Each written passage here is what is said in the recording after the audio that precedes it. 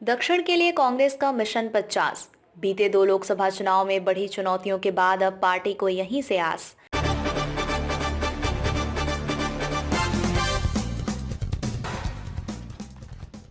दक्षिण के 5 राज्यों तेलंगाना, केरल, तमिलनाडु, पुडुचेरी और कर्नाटक में लोकसभा चुनाव की लड़ाई 2024 में इसलिए भी बेहद दिलचस्प है कि जहां क्षेत्रीय पार्टियां अपना आधार कायम रखने के लिए प्रतिबद्ध हैं, वहीं दोनों प्रमुख राष्ट्रीय दल भाजपा और कांग्रेस के बीच भी दक्षिण का बाजीगर बनने की जबरदस्त होड़ है। इसका ही नतीजा है कि कांग्रेस राष्ट्रीय राजनीति में विपक्षी विकल्प की धुरी बने रहने के लिए कम से कम दक्षिण भारत में भाजपा को आगे नहीं निकलने देने की रणनीति के इर्द गिर्द अपने चुनावी प्रबंधन को दशा दिशा देने में जुटी है। चुनावी प्रबंधन की अपनी इस अंदरूनी रणनीति के तहत कांग्रेस ने दक्षिण के उक्त 5 राज्यों में मिशन 50 का लक्ष्य निर्धारित कर रखा है।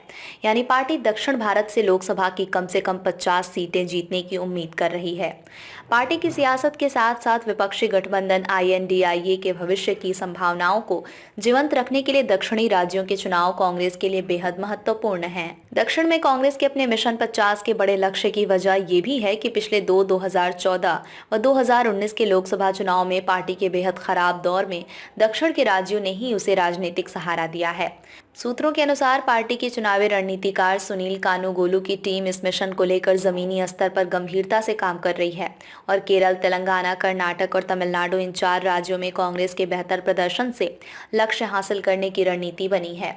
कांग्रेस अध्यक्ष मल्लिकार्जुन खड़गे के रणनीतिक सिपाह सलारों में शामिल एक वरिष्ठ नेता ने इस बारे में कहा कि भाजपा की तरह हम 370 या 400 सीटों के बड़े बड़े दावे नहीं करेंगे, मगर ये सही है कि प्रत्येक प्रदेश के साथ क्षेत्र के स्तर पर पार्टी ने निश्चित संख्या में सीटें जीतने का मिशन तय किया गया है।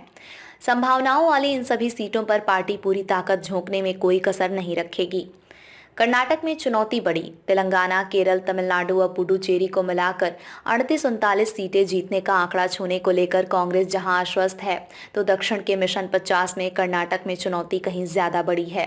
एक साल पहले विधानसभा चुनाव में बड़ी जीत हासिल करने के बाद लोकसभा चुनाव में कांग्रेस के लिए इस प्रदर्शन के आसपास टिके रहना कठिन बताया जा रहा है। इसका अंदाजा इससे भी लगाया जा सकता है कि राज्य की 28 लोकसभा सीटों में पार्टी अंदरूनी तौर पर 12-13 सीटों के अलावा ज्यादा संभावनाएं नहीं देख रही।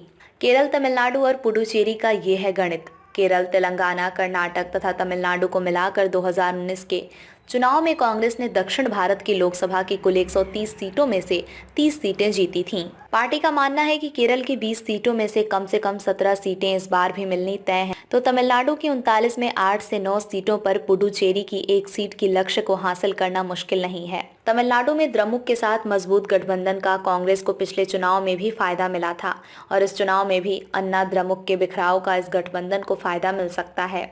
तेलंगाना के सीएम ने किया हाईकमान को आश्वस्त। तेलंगाना में विधानसभा चुनाव में जीत हासिल करने से उत्साहित कांग्रेस राज्य की 17 में से कम 12 सीटें अपने खाते में आने की संभावनाएं देख रही है।